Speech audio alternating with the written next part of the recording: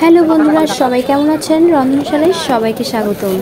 আজকে আমি একটি মিনি ব্লগ নিয়ে এসেছি। সেটা হলো কক্সবাজারে গিয়ে সামুদ্রিক যে মাছটা, ফ্রেশ মাছ কিনে সেটা ফ্রাই এবং বারবিকিউ করে খেয়েছি, সেটারই একটা ব্লগ নিয়ে এসেছি। মাছ দেখছো? আমরা একটা মাছ আর একটা কাঁকড়া খাবো। এখানে বিভিন্ন মাছের স্টল দিয়ে বসে আছে।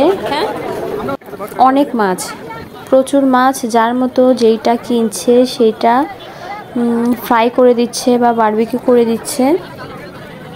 সবই সামুদ্রিক মাছ এবং কাঁকড়া আছে,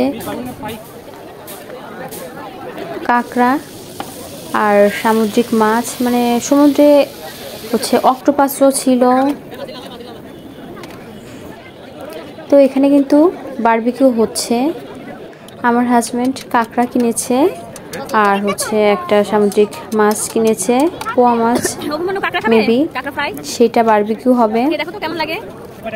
তো সেটার জন্যই অপেক্ষা করছি। এই তো চলে এসেছে কাঁকড়া ফ্রাই।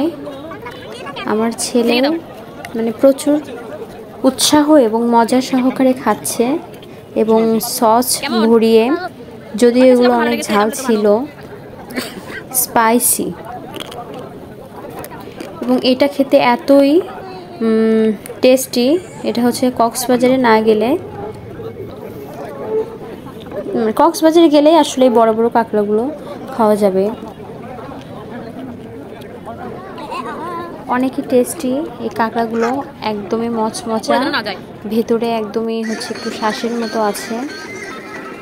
সবাই খাচ্ছে এখানে বসে বসে, টেবিলগুলোতে বসে যার যার মতো সে খাচ্ছে। এখানে প্রচুর মানুষ, আর শীতের এই সিজনে কিন্তু বেশি মানুষ যায়। এই যে আমাদের মাছটাই ফ্রাই করা হচ্ছে, এটার জন্য আমি অপেক্ষা করছি। কক্সবাজারে গিয়ে যদি এইগুলো খাওয়া না হয়, আমরা তো ভাত, মাছ, মাংস এগুলো খাই, তবে কক্সবাজারে যেয়ে আমরা কিন্তু এই ফ্রাই, বারবিকিউ এগুলোই বেশি খেয়েছি, কারণ এগুলো সবসময় পাওয়া যাবে না। এগুলো খেতেও কিন্তু অনেক মজাদার। তো আমরা ওয়েট করছি।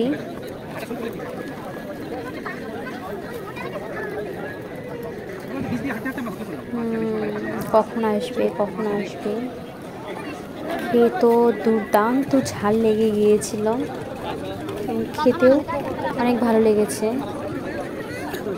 ভেতরটা অনেক সফট, বাইরে হচ্ছে পোড়া টাইপের। তো এই তো হয়ে গেছে আমাদেরটা। এগুলো মশলা দিয়ে এটা কিন্তু করে বারবিকিউটা, পোড়ায়, বারে বারে মশলাগুলো দেয়। একটা ব্রাশের সাহায্যে চলে এসেছে। ওয়াও, তারা তো অলরেডি খাওয়া শুরু করেছে। আমি তো ভিডিও করছি, এজন্য খেতে পারছি না।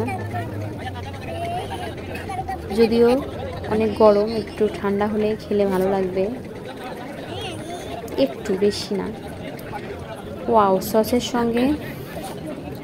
তো আমার এই মিনি ব্লগটা আপনাদের কেমন লাগলো সেটা অবশ্যই কমেন্ট বক্সে জানাবেন। তো আজকের ভিডিওটা এ পর্যন্তই। পরবর্তী ভিডিওগুলো দেখার জন্য সবাইকে আমন্ত্রণ জানাচ্ছি।